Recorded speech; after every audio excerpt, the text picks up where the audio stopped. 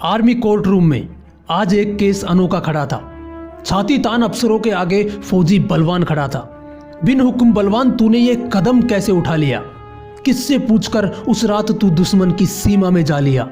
बलवान बोला, सर जी ये बताओ कि वो किससे पूछकर आए थे? सोए फौजियों के सिर काटने का फरमान कौन से बाप से लाए थे? बलवान का जवाब में सवाल दागना अफसरों को पसंद नहीं आया और बीच वाले अफसर ने लिखने के लिए जल्दी से पेन उठाया। एक बोला, बलवान हमें ऊपर भी जवाब देना है और तेरे काटे हुए सिर का पूरा हिसाब देना है। तेरी इस करतूत ने हमारी नाक कटवा दी, अंतर्राष्ट्रीय बिरादरी में तूने थू थू करवा दी।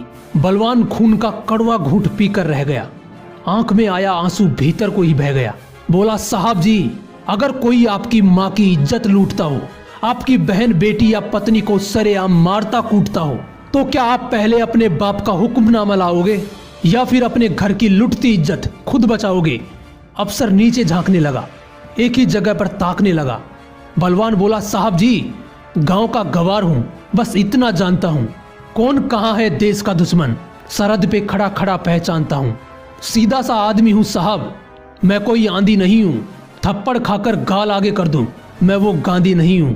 अगर सरहद पे खड़े होकर गोली ना चलाने की मुनादी है तो फिर साहब जी माफ करना, ये काहे की आजादी है? सुनो साहब जी, सरहद पे जब जब भी छिड़ी लड़ाई है, भारत माँ दुश्मन से नहीं आप जैसों से हारती आई है। वोटों की राजनीति साहब जी लोकतंत्र का मैल है और भारतीय सेना इस राजनीति की रखेल है। ये क्या हुक्म देंगे हमें जो खुद ही भिखारी हैं? किन्नर है सारे के सारे, ना कोई नर है ना नारी है। ज्यादा कुछ कहूं तो साहब जी दोनों हाथ जोड़ के माफी है। दुश्मन का पेशाब निकालने को तो हमारी आंख ही काफी है। और साहब जी एक बात बताओ, वर्तमान से थोड़ा सा पीछे जाओ।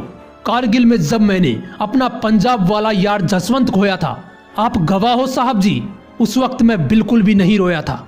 खुद उसके शरीर को उसके गांव में जाकर मैं उतार कर आया था। उसके दोनों बच्चों के सिर साहब जी मैं पुचकार कर आया था। पर उस दिन रोया मैं जब उसकी घरवाली हौसला छोड़ती दिखी और लघु सचिवालय में वो चपरासी के हाथ पांव जोड़ती दिखी।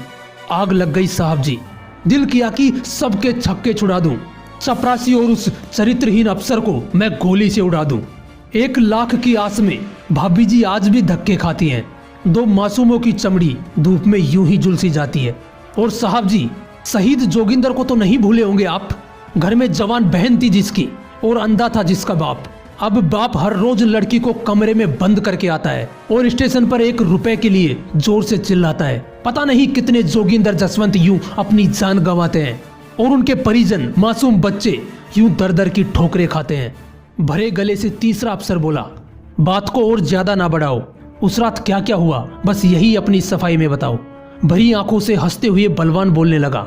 उसका हर बोल सबके कलेजों को छोड़ने लगा। साहब जी उस हमले की रात हमने संदेश भेजे लगातार 7। हर बार की तरह कोई जवाब नहीं आया। 2 जवान मारे गए पर कोई हिसाब नहीं आया।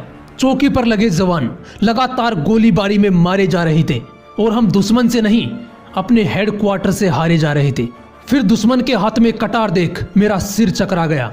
गुरमेल का कटा हुआ सिर जब दुश्मन के हाथ में आ गया, फेंक दिया ट्रांसमीटर मैंने और कुछ भी सूझ नहीं आई थी। बिना आदेश के पहली मर्तबा सर मैंने बंदूक उठाई थी। गुरमेल का सिर लिए दुश्मन रेखा पार कर गया। पीछे पीछे मैं भी अपने पांव उसकी धरती पर धर गया, पर वापिस हार का मुंह देख कर नहीं आया हूँ।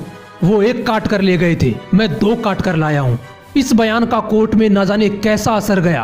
पूरे ही कमरे में एक सन्नाटा सा पसर गया। पूरे का पूरा माहौल बस एक ही सवाल में खो रहा था कि कोर्ट मार्शल फौजी का था या पूरे देश का हो रहा था।